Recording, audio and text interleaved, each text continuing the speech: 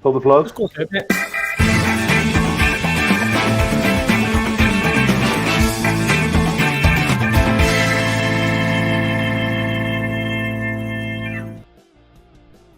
I don't know why, but I love that wee tune just as soon as it drips in. I like it.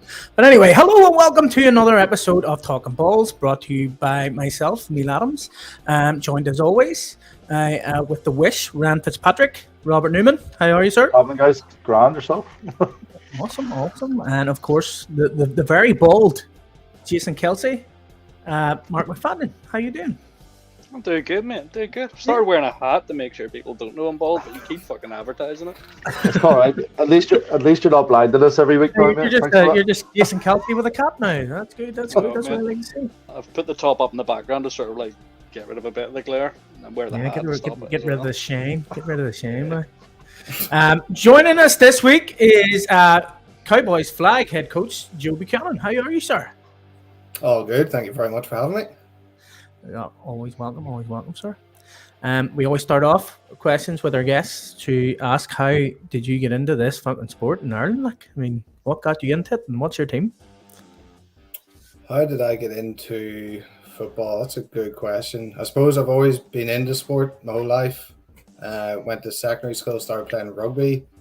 And then from about the age of 12 or 13, was watching it on Sky Sports. And yeah, pretty much went on from there. That rugby season at school would have went from September to about February, March. So then a group of us were watching the NFL during the rugby season. We're like, do you want to put a team together and start playing a bit of flag in the off season for the rugby to do something? And yeah, kind of blossomed from there. Loved doing that. We formed a team called Jamore Warhawks, and yeah, just went on from there. Another 15 years later, and here I am. Jesus, you haven't been in the game in 15 years, have you, Joe? Yeah, pretty much. Yeah, over half a lifetime now. Jesus Christ, man! You don't even look that old, but oh, thanks. Yeah, it's probably the lack of beard. Oh, that's yeah. Is that what does it, is it? Yeah. Is that why you look so old then? Yeah. What? Anyway, we'll not get into my age and all that, Kyle. You know, we're not here. We're going to talk about me. We're here to talk about Joe. Who's your team, Joe? And why do you support them? So, my NFL team would be the New Orleans Saints. And why do I support them? I don't really know. I guess it was just when I first started watching. They were one of the teams that was on the TV. But from very early on, the likes of Reggie Bush and Deuce McAllister, absolutely love seeing them guys play. They're hard style running backs. So I don't know. Yeah, like the black and gold as well. Yeah, I think who was our last guest that had that? I thought it was like it's very rare that you hear somebody in New Orleans Saints fan. I think it was the center for Eagles. For some reason I was thinking it was your fella from the Rebels last week with the Panthers tattoo. I can't remember. John Lynch is also a Saints fan. Is it? Yes, I think that's Alan is a Packers fan. That's who you're talking about with the Panthers tattoo. Yeah, he's definitely a Saints fan. Yeah. Mad basket. I mean, I started the Jets and I wouldn't get a Jets tattoo, like fluff that. That's true, yeah. But well, there you go. Go ahead. We'll go Marc and then Rob, sure. Since We'll change the order this week. TB2, you know. Shake things up a bit, you know. Just trying to see if he can work his way up to TB1. No chance. Right, you gotta bear with me with this one, Joe. As I say, Yeah. the timelines are a bit off. Right, this is more for a wee bit of backstory for the Panthers and the Cowboys. Obviously, the Panthers had a big win back in 2021, followed up with a big win in 2022. The Panthers are clearly no team to be messed with. If both teams were to make the playoffs again this season, what do you reckon the outcome would be? Well, given that I'm with the Cowboys now, I'd have to say Cowboys win every day of the week. I do think, like, the final last year was the only time we played last year, and it was a close game, a one-score game, and I think Very that close, yeah. sort of shows how competitive the two teams are, and that there's not really too much in between them.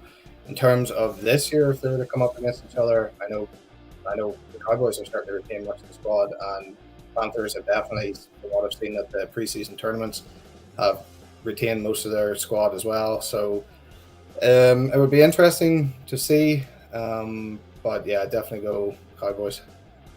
Good. Love to hear it. Fair enough. And yeah, my one's sort of gone off the same sort of thing. So it's, as far as I'm aware, the Cowboys won the Emerald Bowl in 2021. Is that right? And then it was the Panthers, or was it Panthers both years? Panthers 2022, yeah. So obviously, Cowboys, consistent playoff team. Are you feeling, you're going to make the playoffs again this year, or how are you feeling it's going to go this year? So, yeah, just in 2021, actually, the Panthers won the Glass Bowl and the Cowboys won the Emerald Bowl. So, and then last year it was the Panthers won the Emerald Bowl by playing the Cowboys in the final. So, it's been a pretty successful couple of years for both clubs.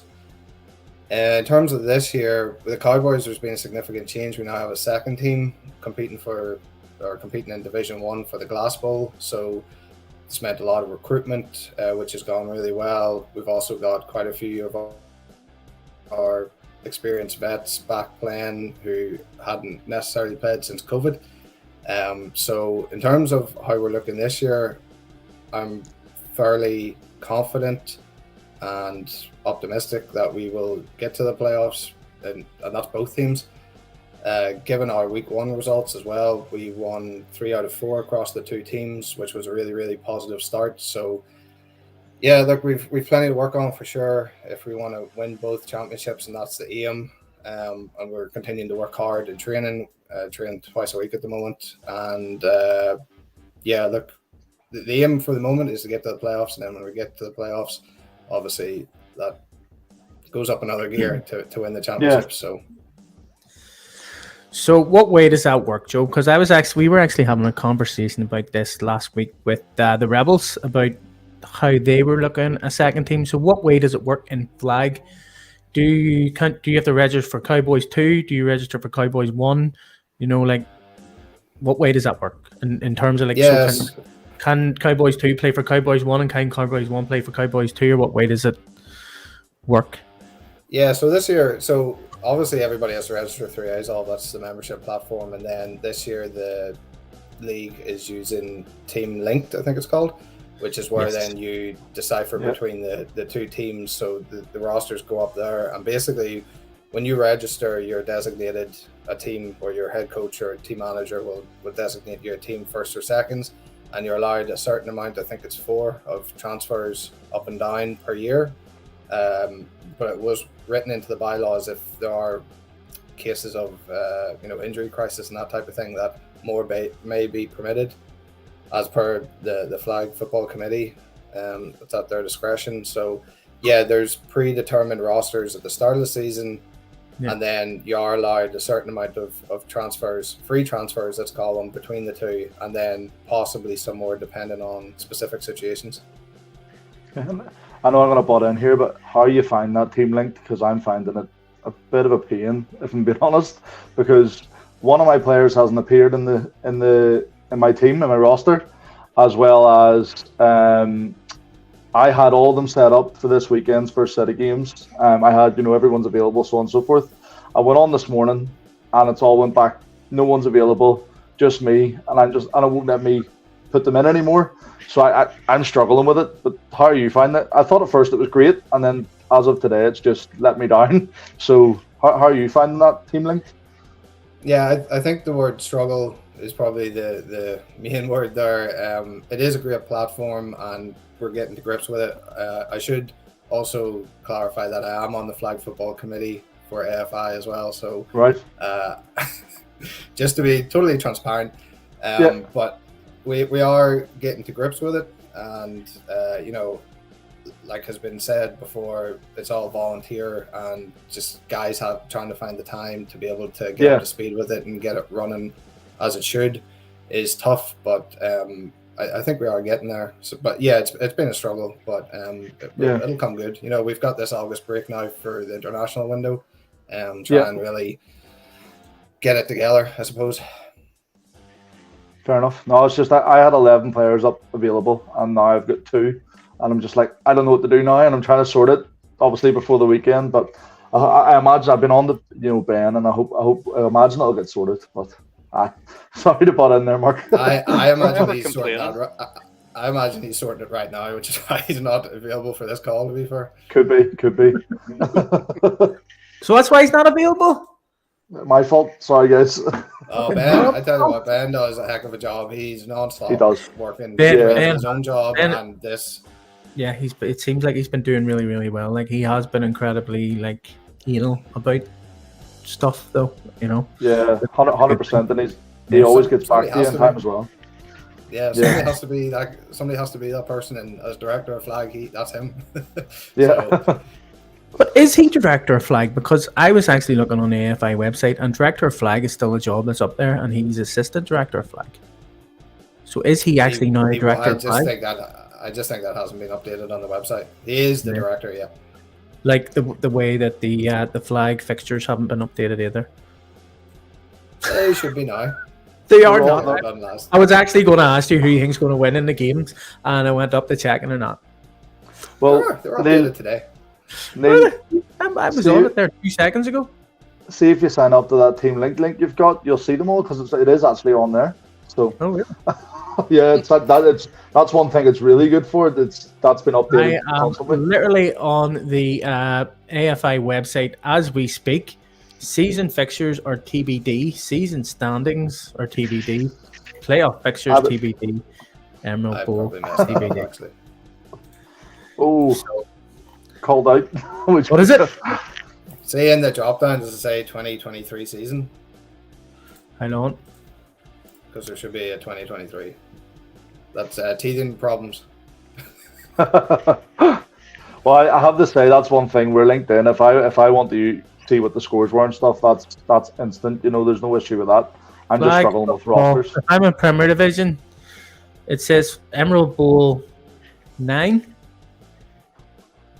Yep, that's this year, I think. Yep. So TBD.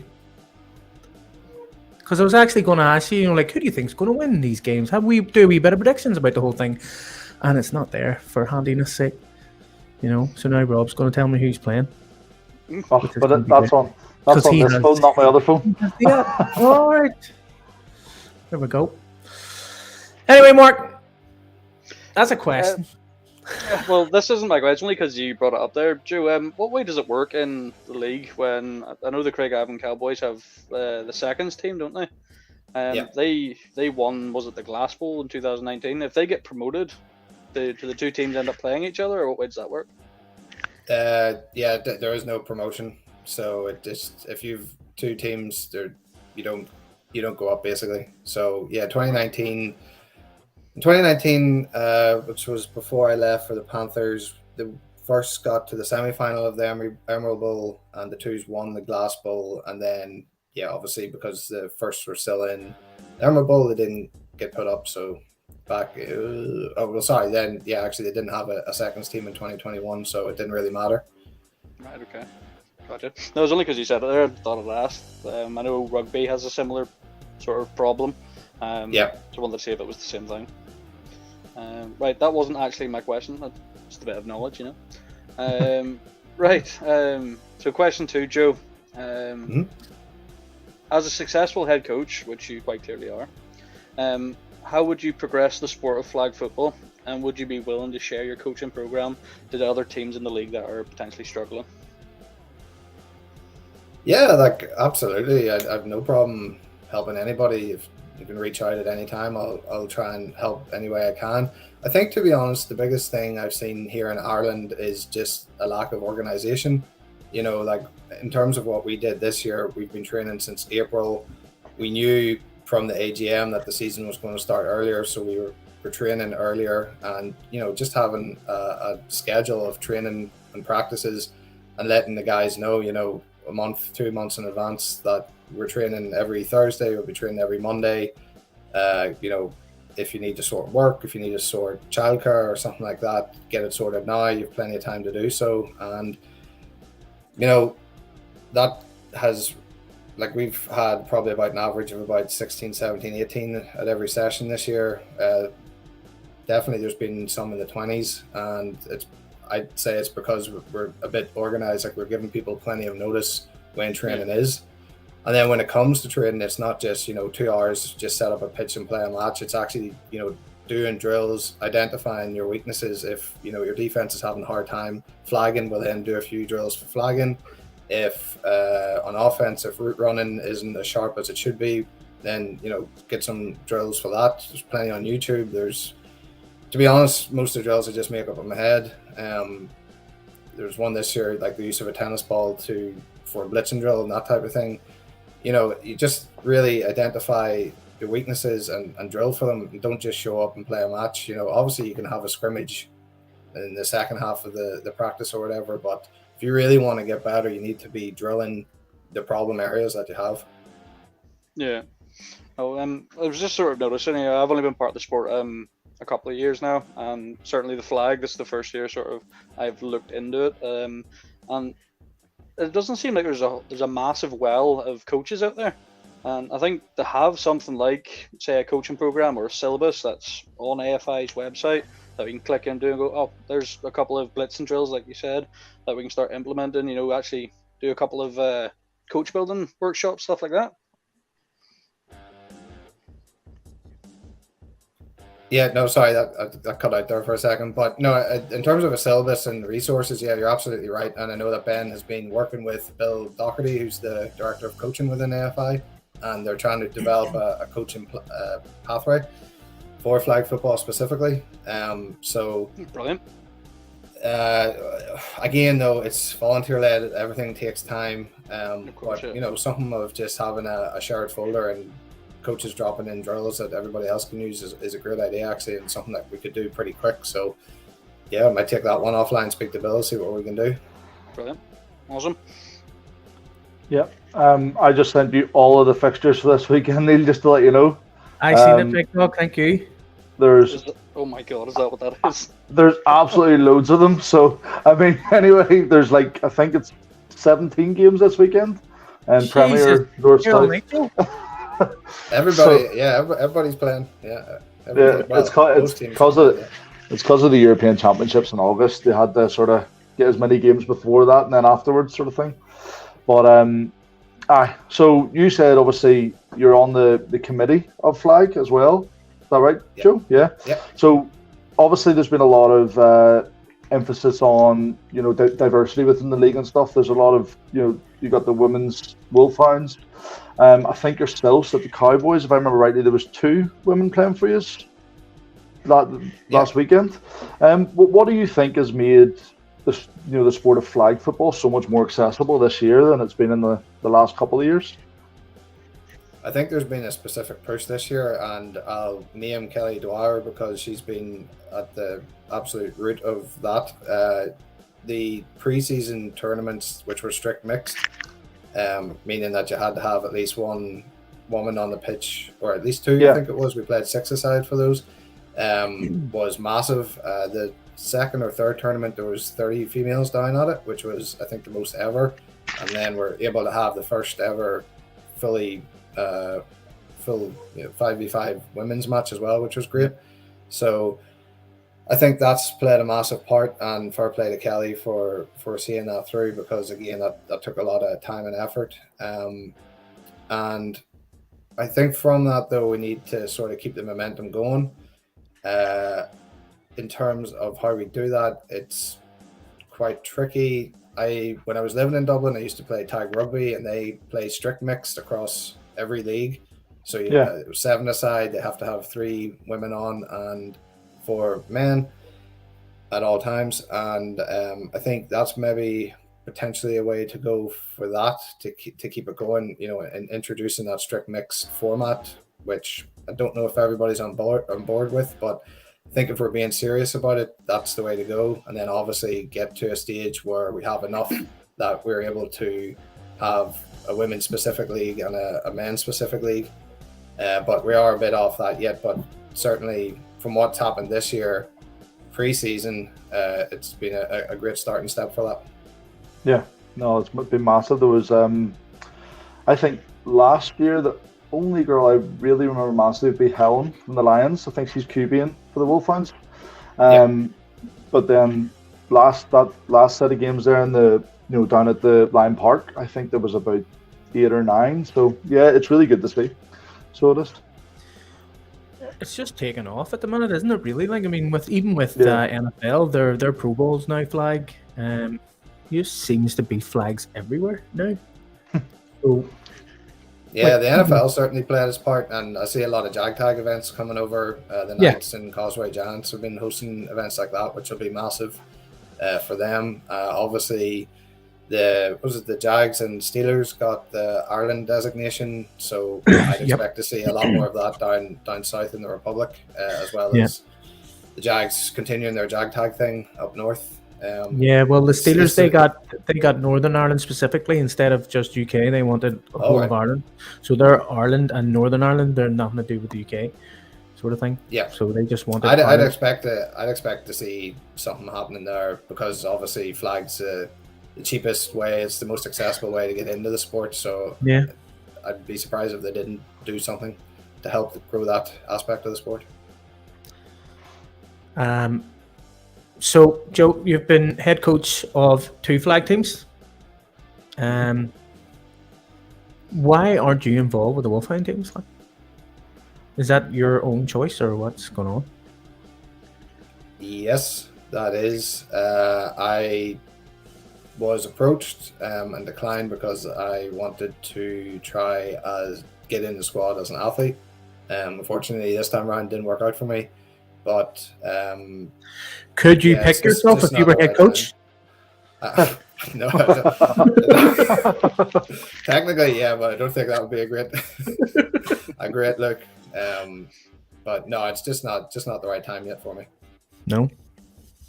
So you weren't feeling it? But there's some. I think I'm not sure about. There's something about coaching, and if I think you might have to stop coaching with your club, or there's some stipulation there. Maybe that's just the head coach. I'm not sure, but look, no, it's just not the right time at the moment for me. But who knows what the future will hold. Well, what's that? Go ahead, Murray. Well, since we're talking about your head coach role, Joe, do you mind just telling us how long you've been head coach down at the Cowboys, and how do you think that your time there has impacted the team? So, yeah, it's been a wee bit of a back and forth between different teams. Like I said, I was with the Warhawks when I was younger. We formed that team, myself and a bunch of mates, and then I turned 18 and went to the Cowboys. I was there for 6-7 years, not as head coach. I spent a year with the Elks in 2015, and then I was studying up in Chlorine, so that one just made sense. And then came back to the Cowboys in 2016, and took up the head coaching role there, and then went from 2016 to 2019 doing my thing there, and then obviously joined the Panthers 2020 to 22, and now back with the Cowboys. So I think from my first stint, I suppose, as Cowboys head coach, was a bit of an eye-opener in terms of what the heck am I doing? How do I coach? How do I organize? How do I keep people interested? I think a problem is if people are standing about too much on the sideline, which can happen a lot in flag because there only is 5v5, so there's only 10 people on the pitch at once. So trying to learn how to do that, and I guess from then coming back into the club this year, just being a bit more organized, like I was saying earlier there, in terms of just having training schedule well in advance and letting people have the time to get themselves organized so that they could attend. I think No disrespect to Niall Quinn, but I just think it's a little more organised this year, which is probably why we've been able to put the two teams out. We've had the numbers that we've been getting, and we're able to field the two teams. Oh, happy days, mate. Happy days. No, I'm glad it's worked out for you. You seem to have done quite a lot of jumping about in your time, and you clearly know what you're on about. And I take it when you came back to the Cowboys, it was open arms. They were happy to see you. Yeah, so actually my brother Scott is the club president at the moment, so it was a 60-second conversation. Yeah, sort of. I moved back north, and yeah, it was just it was an easy decision. Awesome. Yeah. Well, this is my first year ever coaching. Your man on the quarter there, Neil, has thrusted me into the head coach position at Flag, and just out of the blue, I think. Yes, you begged me. You're at my house and I all did at 2 o'clock in the morning, going, please make me head coach of the Flag team. I'm like, Jesus Christ, okay, whatever. Whatever. But I think I found out the Wednesday, and I had to start thinking about plans for a session on a Sunday, Neil. But thanks. But have you got any tips for myself? Anything that I should maybe do? To improve as a coach for my guys at all. Obviously, you're quite successful, so you know something. What's your tricks? Tell us your story. Yeah, I mean, I keep saying the word being or organization. I think that's it. Like, even when it comes to each training session, having a training plan and sticking to it. If you're doing certain drills or routes or whatever for 10 minutes, 15 minutes, you stick to that and you don't let it overrun to make sure that you're getting everything done. And yeah, just I guess after every session, I don't know, Rob, if it's just yourself coaching or if there's other coaches involved, but also, after every session, have a bit of a debrief, talk about weaknesses and strengths as well, know where you're good. But talk about weaknesses and how those could be addressed in the next session, and then plan appropriately. Yeah, one thing I struggle with sometimes is training starts at 11 and boys are coming at 10 past 11. And I'm just like, I told you 11.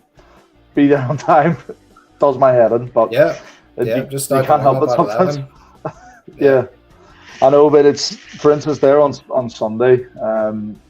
I was there from, to be honest, about 5 to 11 because I was running a bit late on Sunday, which is myself, but I still didn't get on the pitch until 10 past 11 because two people was there until 10 past 11, and then I'm like, what time did I tell you? 11? Be there at 11. Like every week. What do you do with late people, Joe? Like, I mean, I like to ask all coaches, like, what do you do with boys that are always late? I mean, what do you do with them? Like, do you just tell them just start on time and just start? No, I would never punish somebody per se, but you just start on time, and then.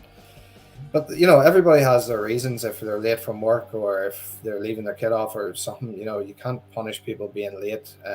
I would say though, Sunday mornings maybe not the best time, given Saturday nights are the main night for certain activities. But that's why we went Monday, Thursday, pretty much. But no, it would just be even having a conversation after the session and just saying, is there anything you can do that would help them get there on time? Definitely wouldn't punish them. Like, I think, particularly with American football, even, but flag football is so niche. Like, you don't want to do anything to turn people away from the sport. Yeah. So yeah, I would just start on time. If people have valid reasons, If they don't, well then, it's on them. And all you can do is have the conversation and see if there's anything you can do to make their lives a bit easier. Fair enough. Thanks. There you go. What makes a good flag player, in your opinion, Joe? A good flag player? Yeah, but did I say it sounded like I said pair, but I meant player. Yeah, a good flag player. I suppose what makes a good flag player, not necessarily anything. Probably these. That's good hands. Good hands, but you need that for American football. You need that for most other sports too. Well, Joe, I'm a centre, right? So I've always been a centre, and I went down to try and play flag, and my quad stopped working. Right. In the second route you run, maybe third. Mate, I was Back to catching. your age again, No, then, are we? no, I was catching for days. There's even a video of me doing a fucking Odell Beckham and all. Like you should have seen it, but my quad stopped working like a couple of days after. Like I was like, wait, no, these aren't working anymore. I couldn't get upstairs and all. So like in terms of running about, I would say you need to be a good runner. Yeah, look, well, like, you know, the great thing about flag, again, like similar to American football, is anybody can play the sport. So, like, it doesn't necessarily matter what your physical attributes are. For me, it's just somebody that's coachable, somebody that will listen, somebody that will take in what you're saying and essentially do what you're asking them to do. Like this year, we brought in a new defensive scheme, and I couldn't be happier with how everybody responded because everybody listened, everybody adapted. Obviously, it's difficult because it's completely different to what they've been running for the past few years. But, you know, for me, it's not about physical attributes. Yes, people that can get to the gym, you can be athletic and whatever.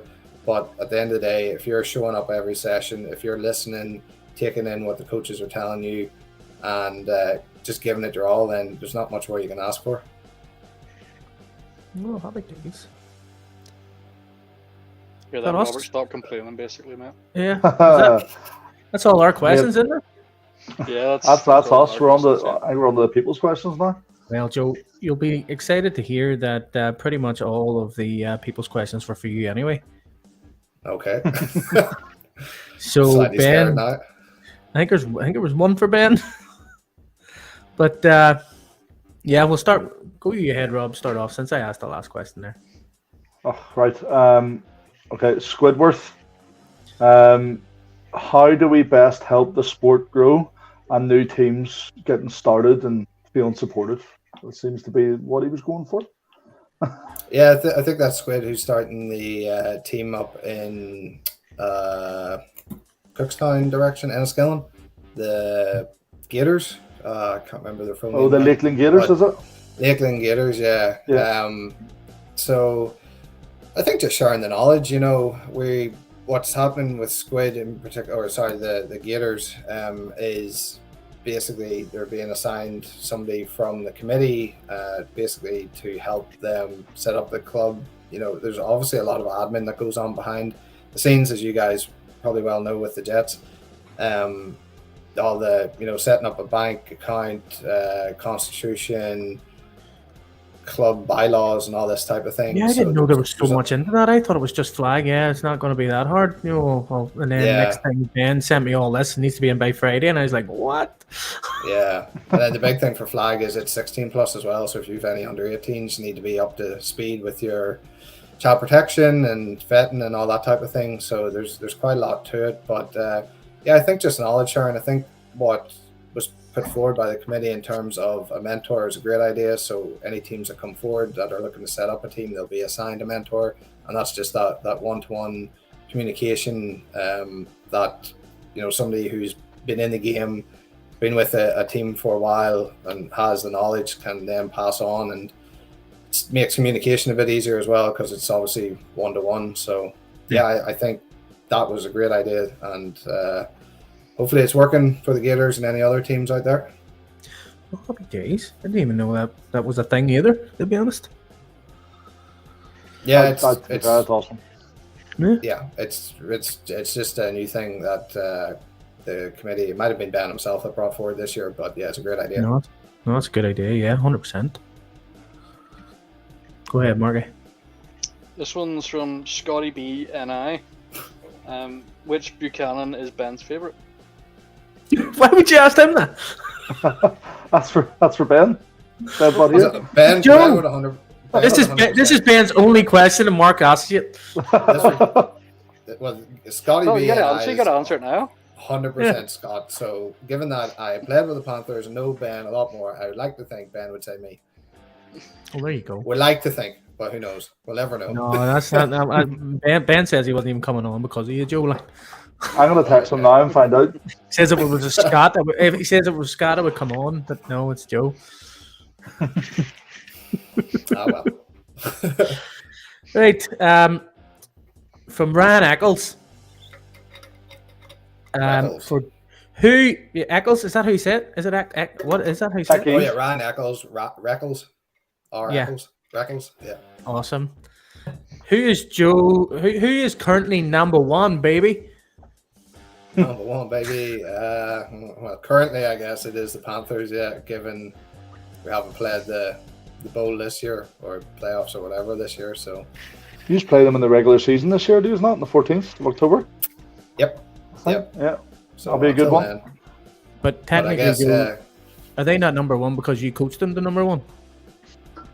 well, last year actually I wasn't the head coach. Last year I moved to Dundalk, so I couldn't commit to it. So I moved to team manager, and Reckles actually took over as head coach there. Oh. So I was head coach in 21 when we won the Glass Bowl. I was still living in Dublin, and then I moved to Dundalk last year. And yeah, so not surprised that question came in from Reckles. That's it. Go ahead, Bert. It's your turn, mate. Oh, no, it's not. I just asked. I'll get confused. Okay, so this one is from the Dublin Bay Raptors. So it says, is the Limerick dynasty here to stay? I have no idea what they're talking about when they do, and they comment and do whatever on Instagram. And the lads there I don't know if they're mistaking me for another Joe, but something about Limerick, and then always talking about the guy and the hurling, and I don't know, don't know what it's about. So no idea. Never. I've been to Limerick. I've been to Joe, Limerick once, but before we go any further, right? They're also saying for Jordan. So For Jordan, Joe's yeah. short for Jordan. that is correct. Yep. Right, that's all right. Because I was like, I thought his name was Joe. I thought that question was weird too. Like, I Yeah. didn't understand it, Limerick, but there we are. Yeah, so you don't have a clue what they're talking It about. was Joe, wouldn't it? I don't know what they're talking about now. No. Because Is it- there's is it a little bit of another trolling? question for them, like, Well, I mean, in regards to this is live, so if they care to answer it, if they're watching, they certainly can, because he has no idea what you're talking about. But go do you ahead, want to Mark. ask the other question from Ben, Mark? Yeah, I'll skip by that one now. Yeah. Funny enough, this one's from Scotty B and I as well. Which game week is shaping up to be the most exciting across the divisions? The one with the Jets in it. So, for our first team, I definitely say the 14th of October. Like Rob was saying there, we'll play the Panthers and the Raptors. And given that we played the Panthers, I say we. This is always so weird. We played the Panthers, even though it was the Panthers at the time in the bowl last year. So it's a rematch. So that'll be really interesting. And the Raptors they also got to the playoffs and got to the semi-final last year, where the Cowboys I think that was a one-score game too, so that'll be interesting. Raptors haven't started so hot this year, but no doubt that they'll come good. So for the ones, that's definitely the one to look out, and for the twos, I think this Saturday coming actually, because the North Down Dragons are looking really good this year. So I think they'll probably be the team to beat in Division 1 North. Just so happens that we played them week 1 and week 2. So, big week for our twos. Yeah. Right. Where are we? From C-10. Is Peter GGTFF O'Murray the greatest and prettiest flag footballer of all time? GGTF. I don't know. Don't even know. It's like in there's like in hyphens. GGTFF.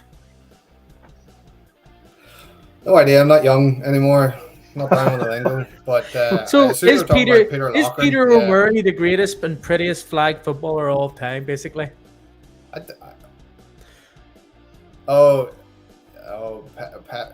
I think this It's is Patter. Peadar. Yeah. I think the Raptors lads again at it. He's great. There you go. Are these all from the Raptors? Because there's another one. Who is that? Jamie Angram? Agram? Something like that? Jamagram. Jamagram. and he said, "Ask Joe what the snake emoji means." Oh, Jimmy Leonard, he is a snake. There's no more to be said about it. He is just a snake. So I'm afraid you're going to have to say it. You've said it now. Why is he a snake? Why is he a snake? oh, he's just slithering about. He's always up to no good in the background, but nobody will ever see him doing it. Nah, I'm only joking. I actually don't know. Again, that's one that just started and then bounced back between the two of us. He's a good lad, great player. Fair enough. Right, well, there's one last one, Marty, and that's it. Well, no, there's one last one for you, I think, and then I'll ask the one that was messaged. I think we're through all the people's questions there. All right. It's just that last one. It's just Well, that the hurling Play one. Raptor says, "What did Jordan think of the hurling at the weekend?" See, this is what I mean. I don't know what they're talking about. I don't know. Oh, jeez. Bunch of trolls. Right, well, we have a big, long, well, not a big, long question, it's from Jason Duddy. It is question for Joe tonight, if possible. What does he think has been the reason for the Cowboys having their highest turnout and highest number of players registered in Cowboys flag football history? And I think that's it, yeah. What do you think has been the reason?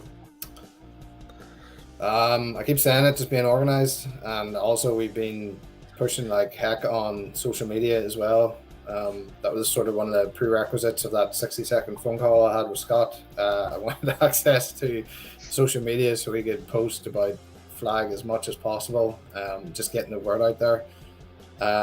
I think probably our biggest push has just been from the very start. We said we want two teams, and we had a really good response in terms of guys bringing their friends down, their partners, their family, whoever it is. Word of mouth is probably the biggest way of getting people. Well, no, it is. It's. I think in Ireland it's proven to be the best way to get people into the sport, particularly with new people coming down because they know somebody there already. So we just had a really good uptake with that. Everybody bought in from the start, and I think we're at 35 registered now. 35 at the minute between the two teams, I'm told. Yeah, so it's great. It's great, and numbers of training have been really good as well. So yeah, just being organized, posting a lot on social media, and asking the guys to bring their family, friends, whoever down. Like I always say, just give it a go because you'll never know.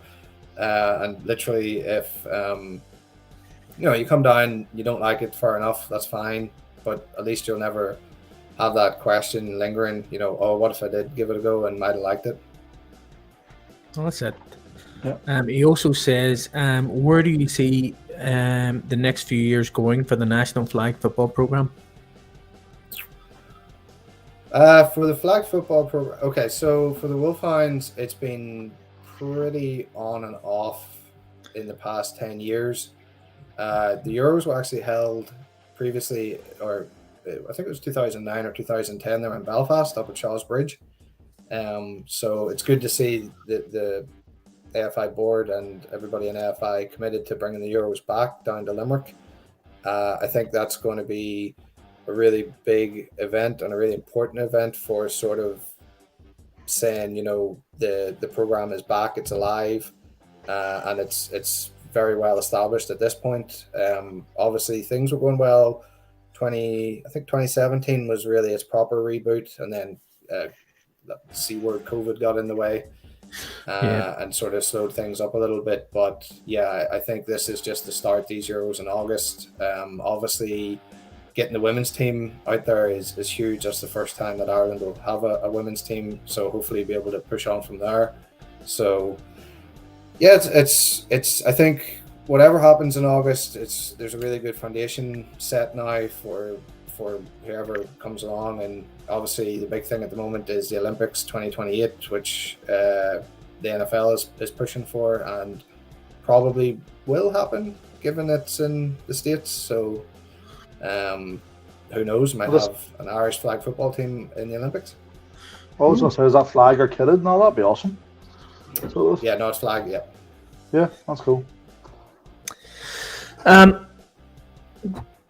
Joe, you would be able to tell us because I'm trying to find information about this European Flag Championship. So, what way does it work? Because I know that there's men and women's teams. There's who's involved, what's going on. If you can you give us more information on this actual tournament that's happening here? Because it doesn't seem that there's anything about that we can sort of see what's happening or who's involved and all that. Yeah, there's not been too much put out publicly. Now I'm not involved in organising or with the board or anything anymore. I'm just on the flag football committee, and we look after things domestically. From what I know, it's basically because there's been quite a lot of indecision with who is coming and who's not coming, and that's sort of delaying things going public in terms of schedules and groups and what is actually happening. I do know that there's been a whole lot of effort and time and resource put into the organising of the event. It's going to be fantastic down in Limerick. But in terms of what's happening, I think there's just a few bits and pieces to be sorted, and I would expect there to be big announcements coming soon. The squads obviously have been released now, so I think matches, groups, that type of thing will be coming out soon enough. So you would know who's playing, and what in terms of like what way does it work? So it's the men will be playing, the women will be playing. It'll just be there's specific men's and women's competitions, so it's not mixed. It's men only and women only, and it'll be a bit like the Champions League in soccer. So it'll be group stage then into knockouts. I'm not sure what way. Obviously, there's the main knockout bracket, which goes for the championship, but there's probably placing brackets as well, I'd imagine. Although that's only my assumption, not confirmed. So even if you don't make the main bracket, then you probably still get games after that, is what I imagine.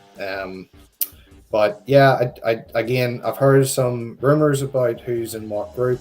I don't know if I can say, or in fact, I won't say, because if it's not right, then I look like an idiot. But I think they're pretty close, from what I understand, having everything confirmed. Do you happen to know how many teams are going to be involved? Like, will it be all of Europe, or is there just certain teams in Europe that will be involved? It'll be certain teams, yeah, and I believe it's, rather than a European Championship, it's going to be called Intercontinental, maybe, because there's a few African teams involved as well. Ooh, don't know specifically who, but I think there's around 20 teams in the men's bracket and possibly a little less in the women's bracket. But you could expect. I see Team GB are fundraising at the moment to come over. I think you can expect the likes of Germany, Finland, Denmark, France, Spain will probably have a team. Who else off the top of my head? All the sort of usual.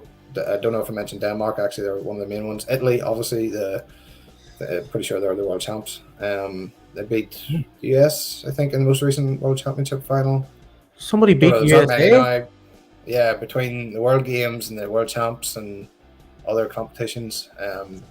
Italy will be there. They're a big name, so everybody you'd expect to be there, I'd imagine, will be there. Yeah. And is there like a seeded thing? Is there like a rankings system? Like, yeah, I believe so.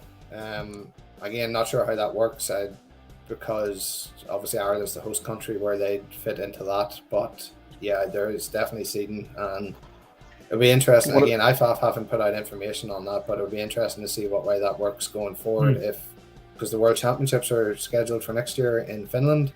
So it's like the biggest secret in the world. Like, I mean, nobody knows what's going on with it. It's happening in like 3 weeks. I'll tell you what. If you want, the Talkin Balls can do like a Champions League thing with all the names in the ball, and we'll get the different groups and we'll pull them out, and 100% we're game for that. We can talk about the balls. Yeah, exactly. Do it for proper Champions League style. It's a good idea. Yeah. Well, what else was I was going to ask something else, and it flipped me. Who's the favourites, Joe, for the men and women?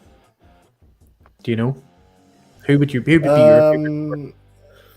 In the men's bracket, probably Italy or Denmark. although Germany are there too, and they're always pretty strong. So probably between them three. I think Ireland will do well. I don't think, obviously, it's the first proper championship.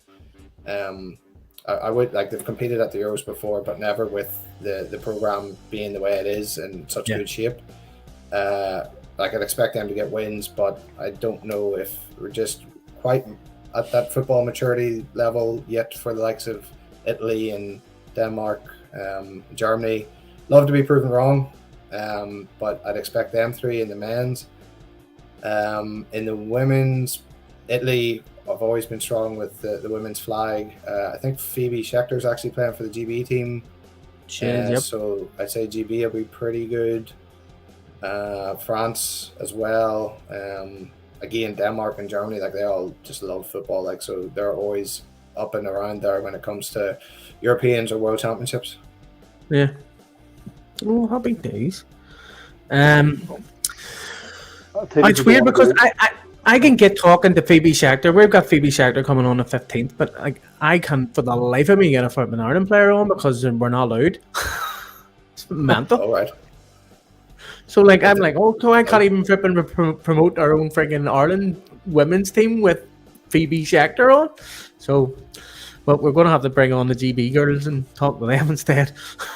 Right. Okay. Yeah, I don't know what that's about. No, I don't know either. I was like, what? I can't speak to them. And they're like, no, can't.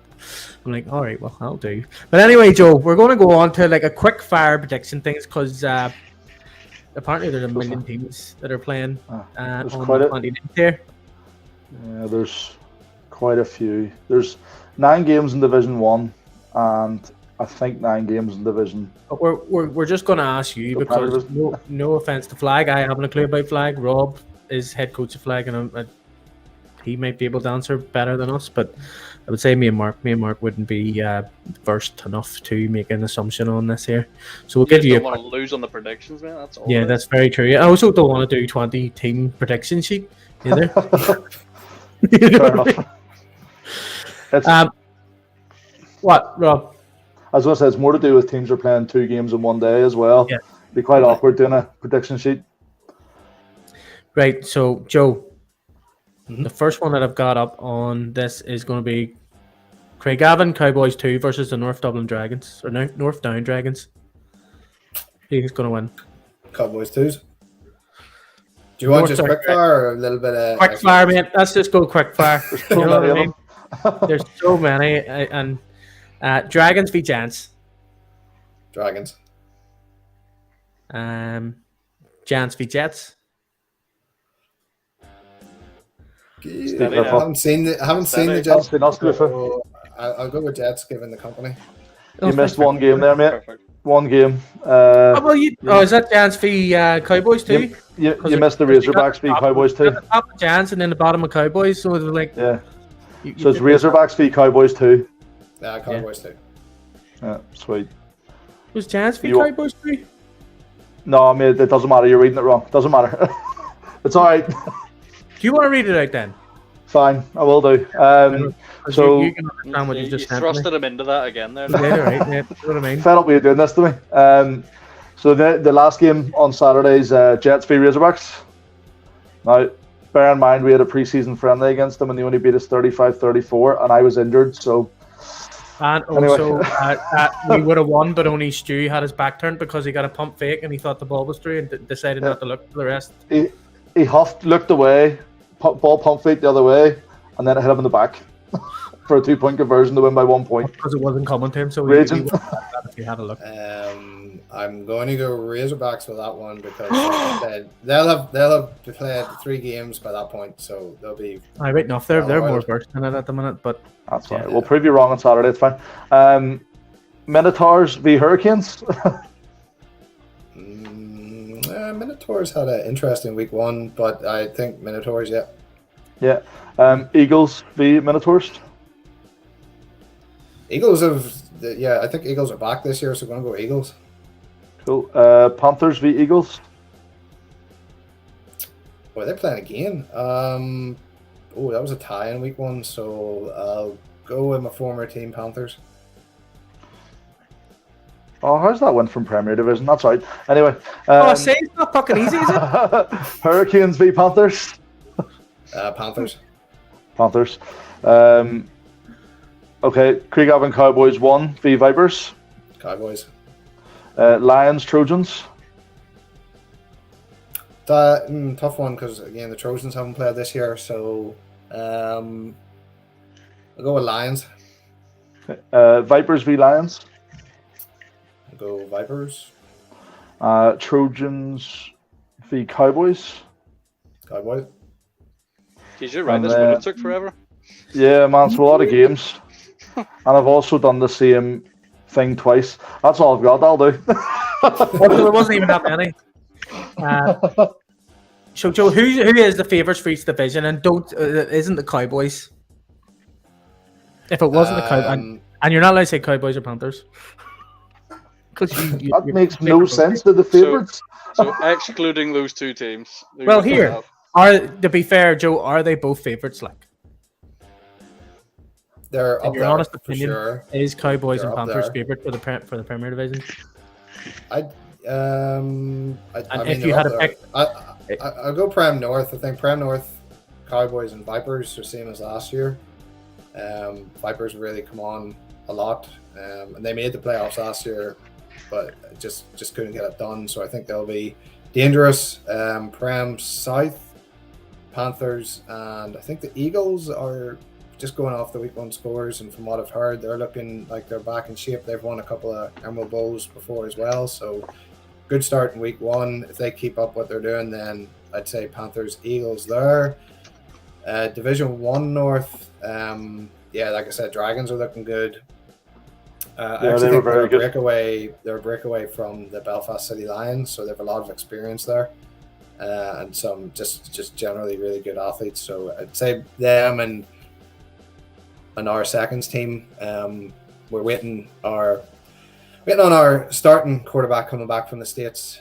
He'll be back for the September games, and I think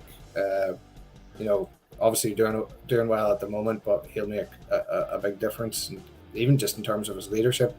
And then Div 1 South, Cork City Outlaws, who dropped down. They have always been threatening. Like, they were coming on well when we played them in the last regular season games last year. So I'd expect to see them up and around come playoff time. And I'm trying to think who else is there. Pennon, who plays Dublin Rebels. That Louse Labs team seem to be 2-0 as well, if that's how you pronounce it. And Dublin City Wolves. Leash Labs, yeah, Leash.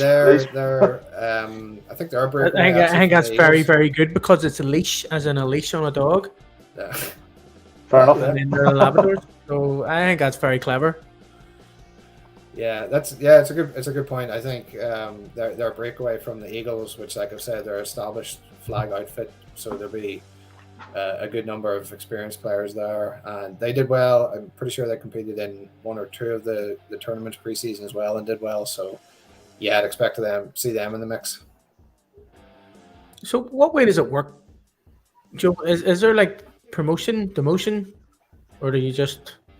Yeah, it's so Prem North and South is 5 in each, so there's 10 teams there, and whoever finishes at the bottom will go down, and so it's 1 down, 1 up. And in terms of playoffs this year, there are wild card round. There's a wild card round this year, so top 3 in each division will go through to the playoffs. The top team will get the bye, so 2 and 3. I'm not sure actually if they're cross divisional or not, but 2 and 3 will play the wild card round, and then the winner of that plays first in the semi-finals, and then obviously the final. So different to last year, there was no wild card, so it was just top 2 in each division. So this year it'll be top 3. Do you think maybe that the kitted league could maybe like take something from this, the way it's set up?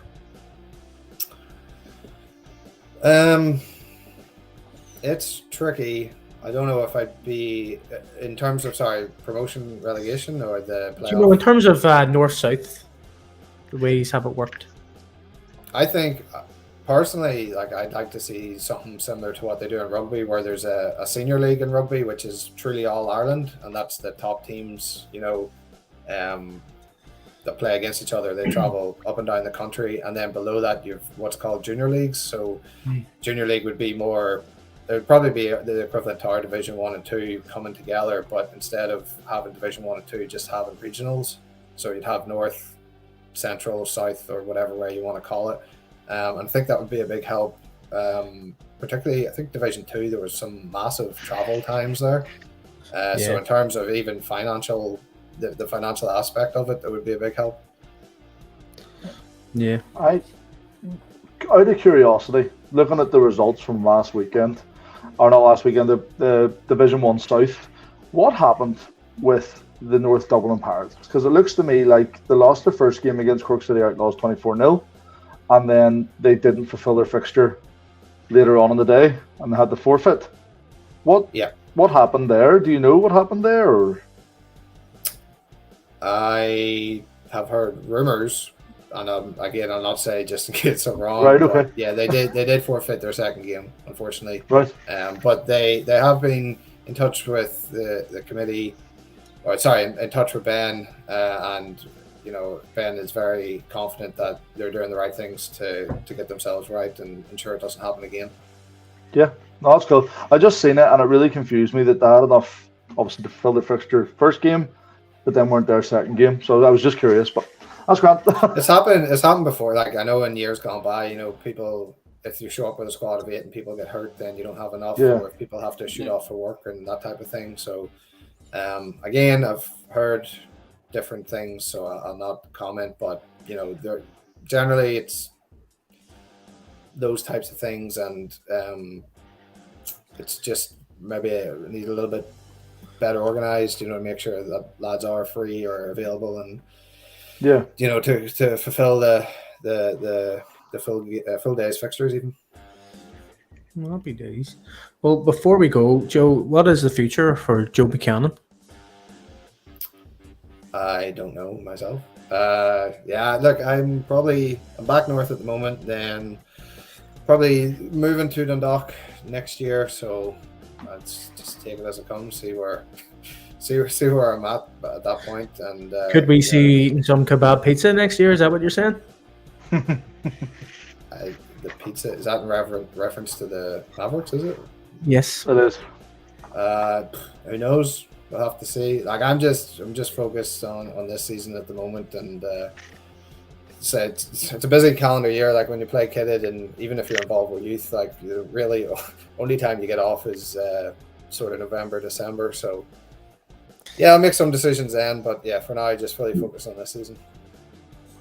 And also, right before I go, I wanted to ask this question, because I want to ask this to Ben, because why can a 15-year-old play youth football in kidded but not play flag?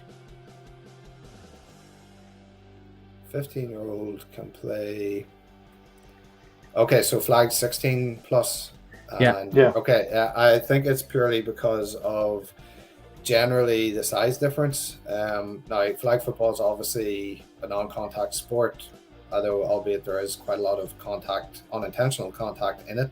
So in theory, it should be a lot easier for somebody of a smaller build to play, whereas in contact football, which for youth is 15 to 18, they're obviously playing against people that are around the same size as them. So it's just trying to get that, not perfect, but trying to,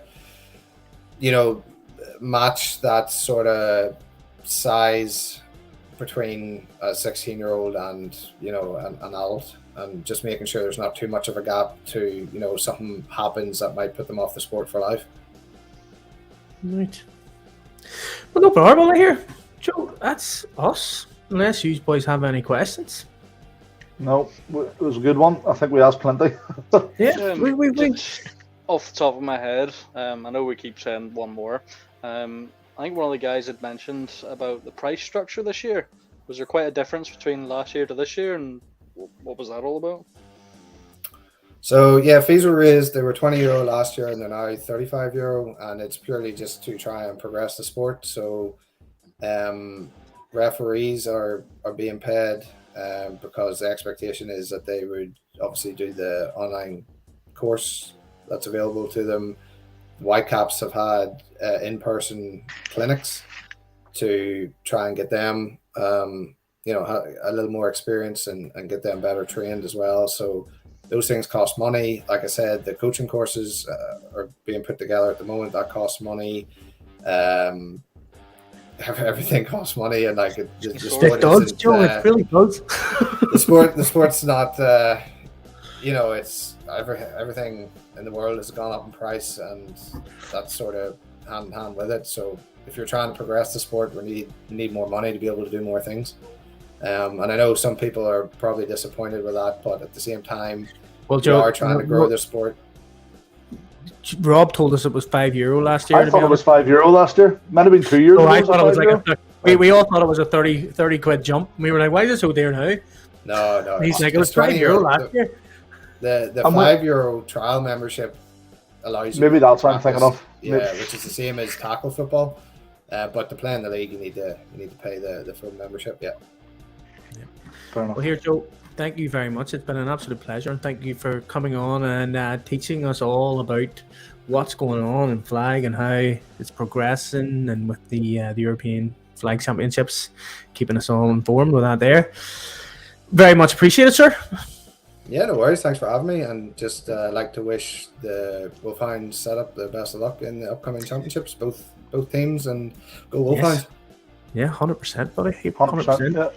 All right, guys, that's us for another week, and we'll see you next week for some more Talking Balls. See you later. Sounds good, boys. Bye. See you.